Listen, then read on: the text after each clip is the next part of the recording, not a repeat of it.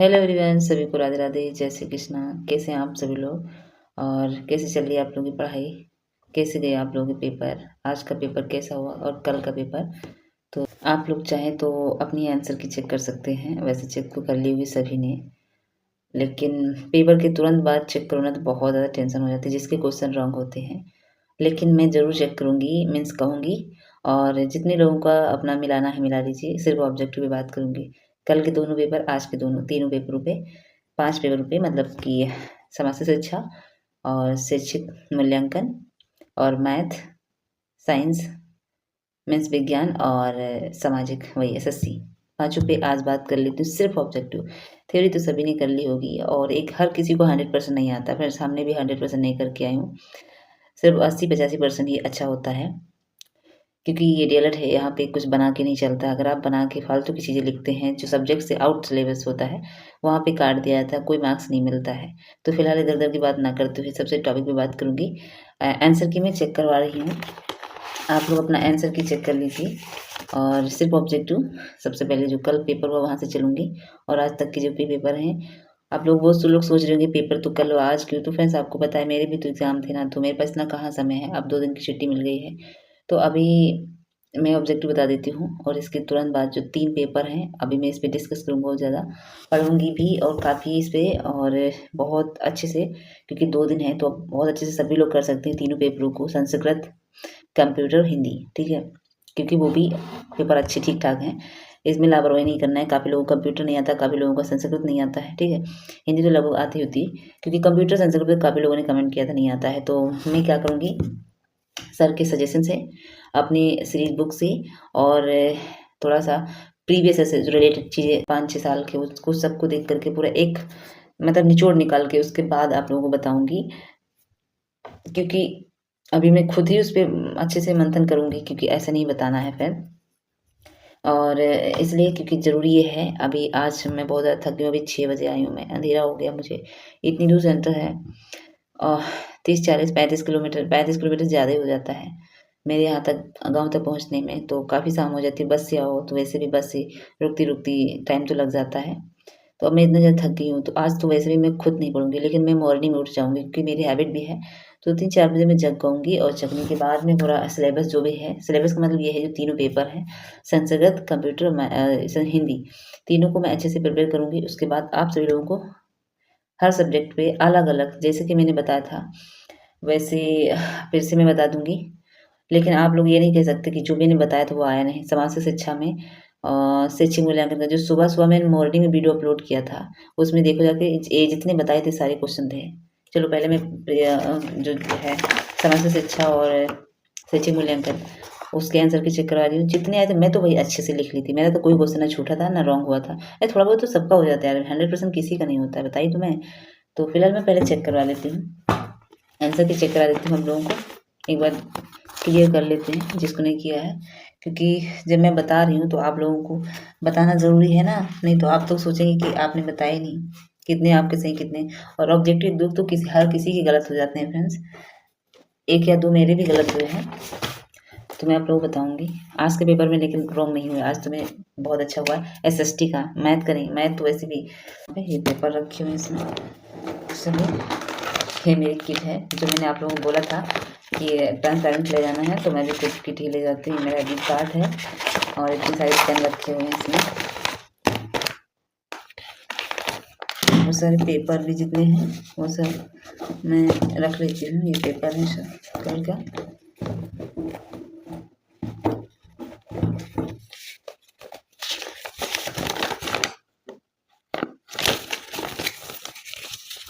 जो ऐसा नहीं कि सिलेबस आउट सिलेबस कुछ नहीं था, सब कुछ सिलेबस था, लेकिन सूत्र वगैरह पे मैं सोचूँ काफ़ी आ जाए, क्योंकि 5-6 साल का प्रीवियस पेपर मैंने चेक करे हैं, मैंने सॉल्व किए हैं, तो उसमें हाँ ये देखती हूँ।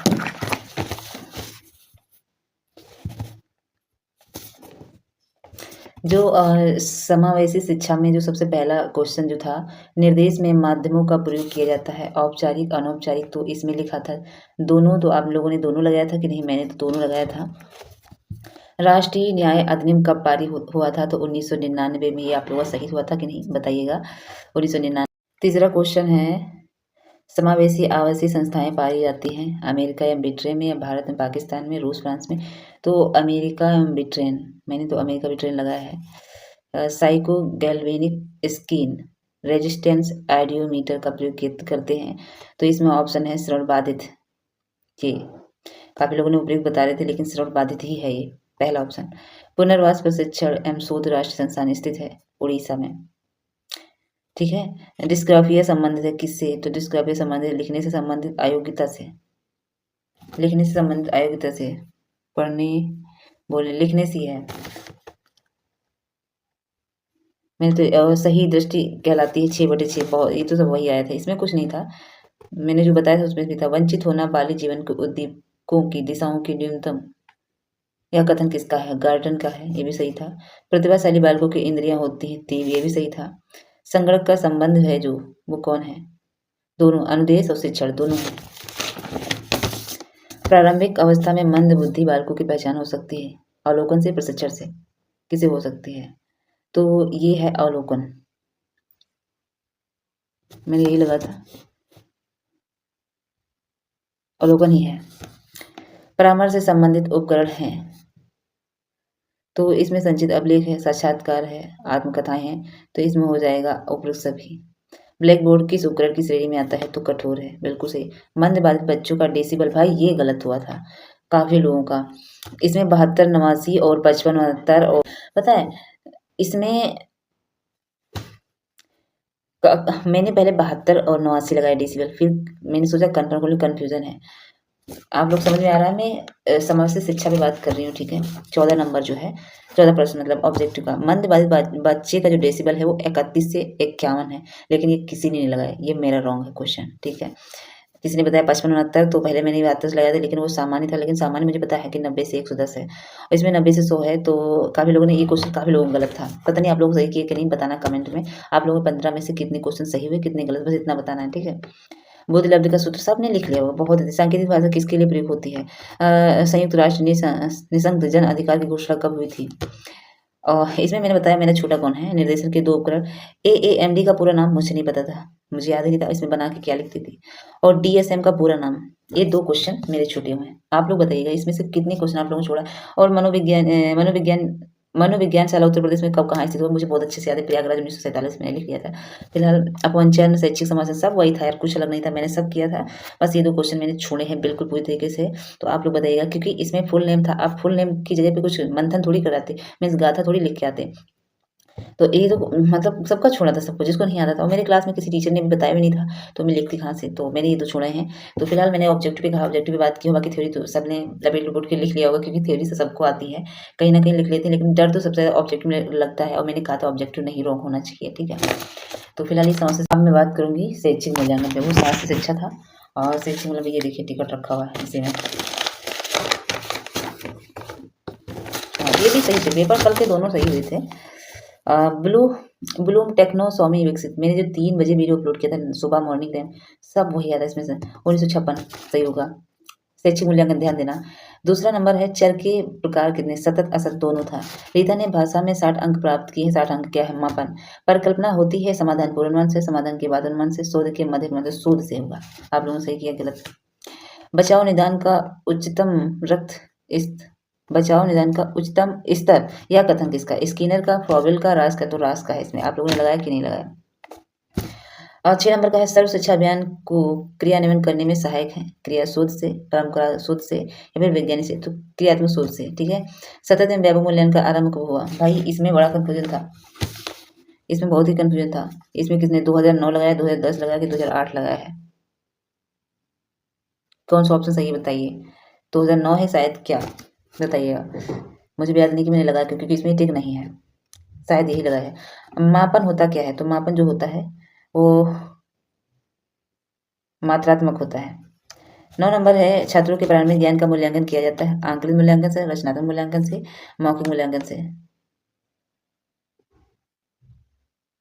तो इसमें क्वेश्चन में काफी लोगों ने दक्षता कहा, लेकिन दक्षता नहीं हो सकता है, ये मौखिक मूल्यांकन से काफी लोगों ने कहा है। आप लोगों ने 7 नंबर और 9 नंबर बताइए, क्योंकि 9 नंबर में छात्रों के प्रारंभिक ज्ञान का मूल्यांकन मौखिक से आंकलिक मूल्यांकन से हो सकता है, क्योंकि रचनात्मक हो ही नहीं सकता, दक्षता भी नहीं हो सकता।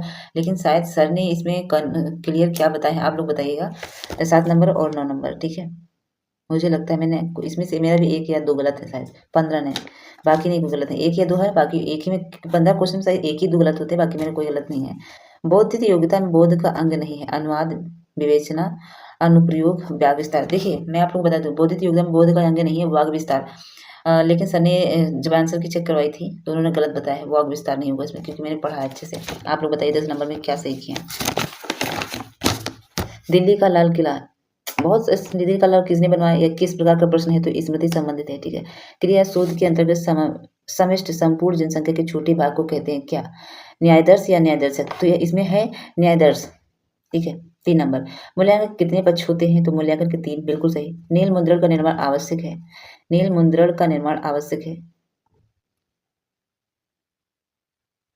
इसमें मैंने लगाया है टिक तो किया नहीं, मुझे याद नहीं आ रहा कौन सा लगाया। नील मुद्रण का निर्माण मैंने पत्र मुद्रण से लगाया है, कक्षा पत्र मुद्रण, पत्र निर्माण से, सॉरी, प्रश्न पत्र निर्माण से लगाया है मैंने, प्रश्न पत्र, मुझे शायद कंफर्म यही है। मुझे एक क्वेश्चन मुझे डाउट है कि मेरा गलत है, बाकी नहीं, आप लोग बताइएगा। नील मुद्रण का निर्माण आवश्यक है, कौन सा प्रश्न है, कौन सा ऑप्शन सही है, पेपर देखकर आप लोग बताना जरूर, क्योंकि ये जरूरी है।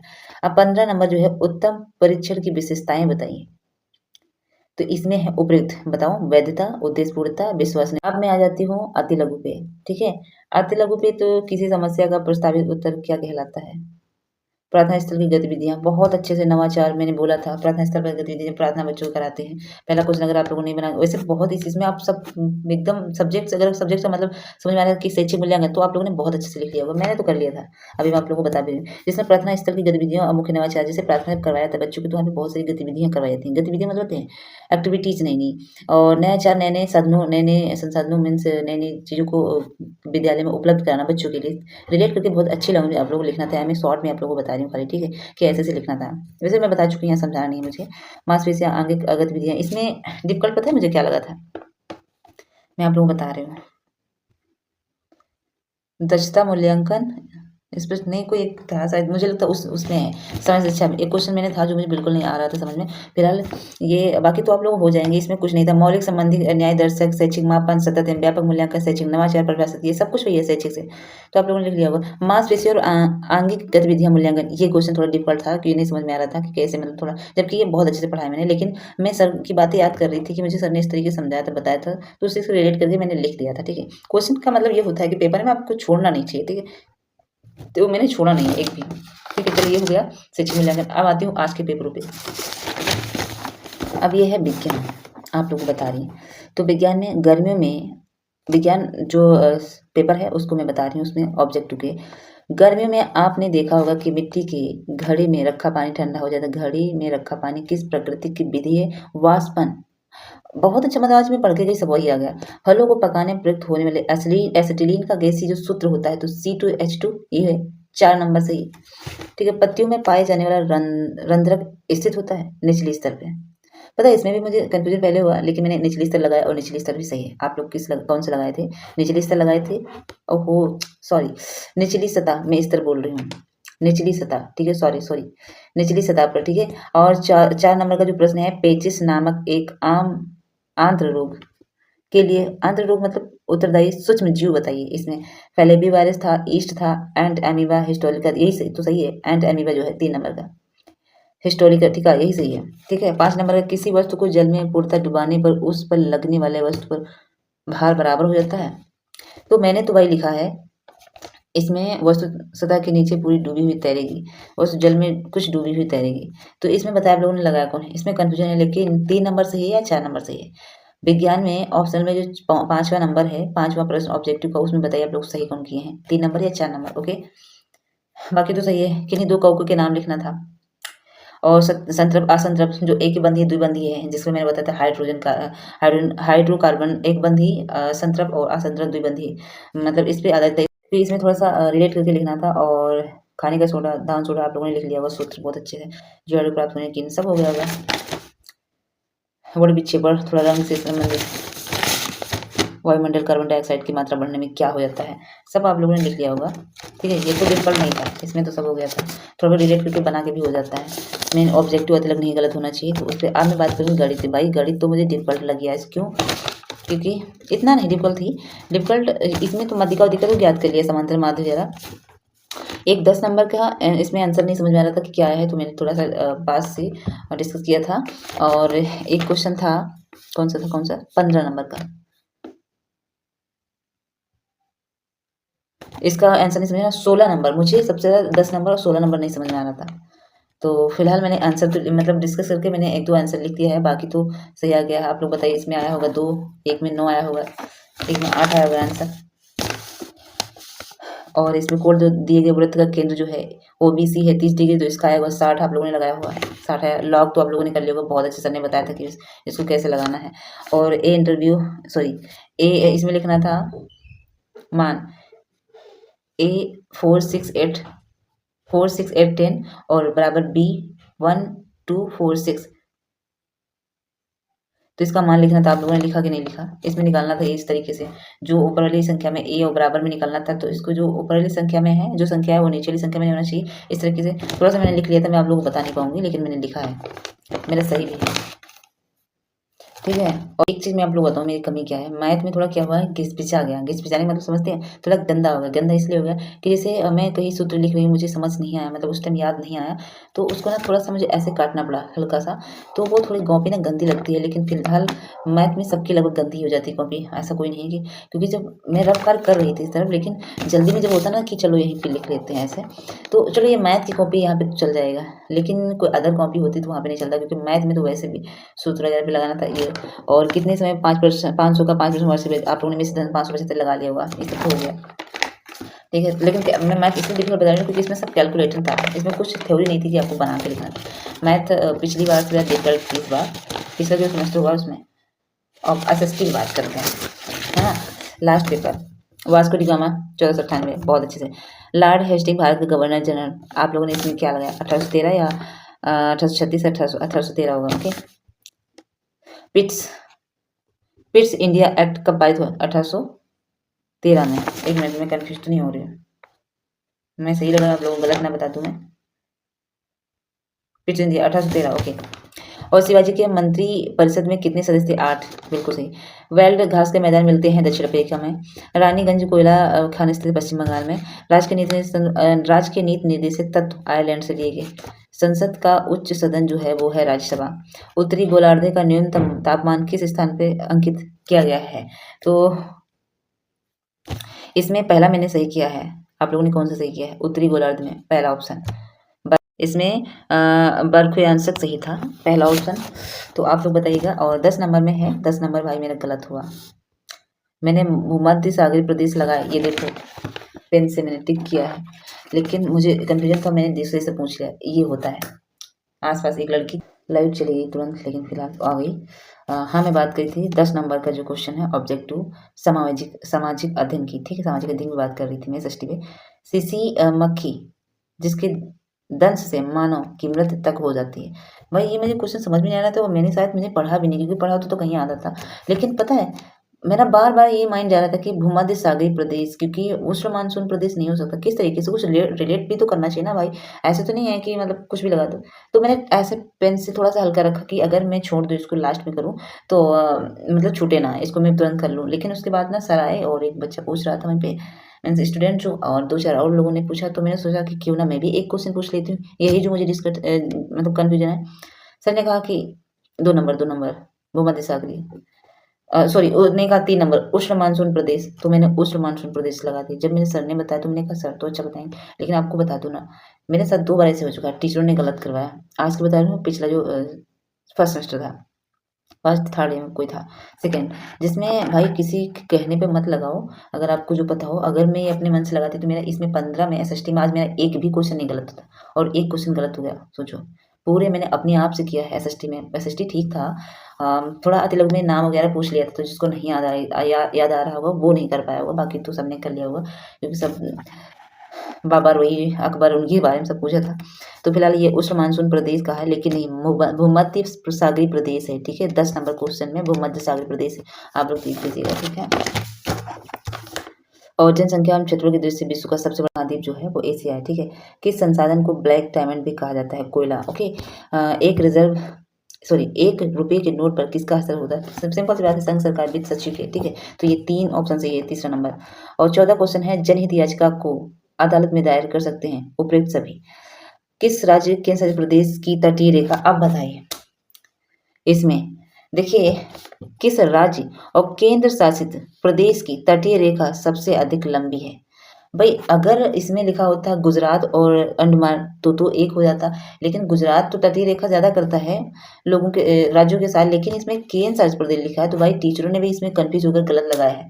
तो इसमें ना मुझे भी समझ में आ रहा है, लेकिन मैंने सही लगाया है कि गुजरात केंद्र शासित प्रदेश तो है नहीं, इसमें अंडमान निकोबार है, लक्षद्वीप है, तो लक्षद्वीप ये अलग होगा, और आंध्र प्रदेश ये तो राज्य है। तो भाई अंडमान निकोबार द्वीप सही होना चाहिए, लेकिन सर ने कहा है कि गुजरात है, तो आप लोग बताइए गुजरात लगाया है कि अंडमान निकोबार लगाया है? बताइए। 15 नंबर। ठीक है, शिवाजी की राजधानी रायगढ़, सबने लिख ली हुई।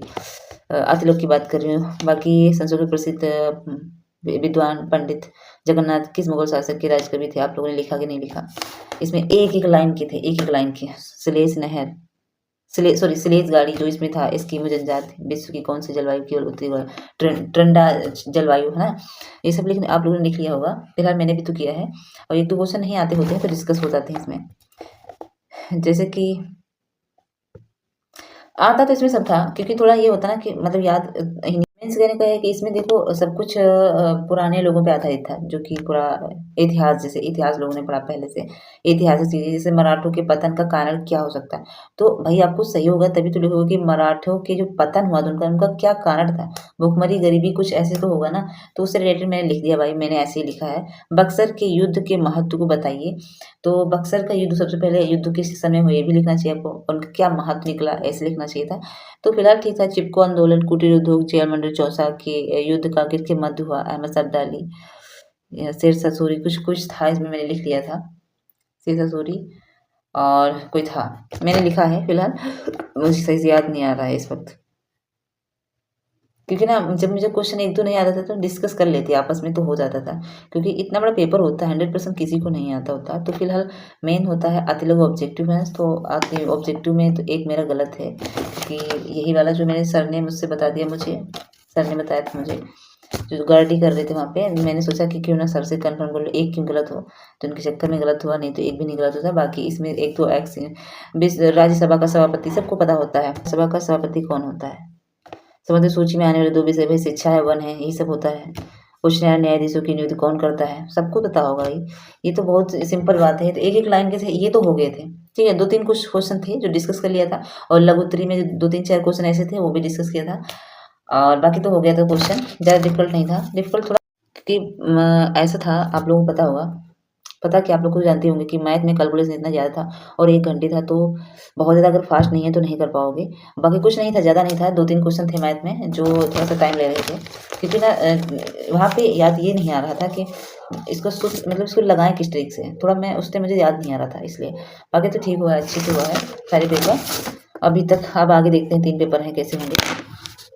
आप लोग बताइएगा कि आप लोगों के बहुविकल्पी में जिन पाँचों के पाँचों में बताइएगा, नाम लिख करके अच्छे से कमेंट में, कि इसने इसमें सिर्फ बहुविकल्पी, ज़्यादा नहीं, क्योंकि अति लघु सबने कर लिया होगा भाई, क्योंकि अति लघु में आप लोग बना सो रिलेट करके शब्दों को लिख सकते हैं, ठीक है, लेकिन ऑब्जेक्टिव में कुछ रिलेट करने वाला नहीं। इसमें जो सही होगा उसी के नंबर मिलेंगे, ठीक। अगर आपके 4 गलत हैं तो 4 कट जाएंगे, ये नहीं कि एग्जाम में तुमको देगा ना, गलत के नंबर नहीं देता।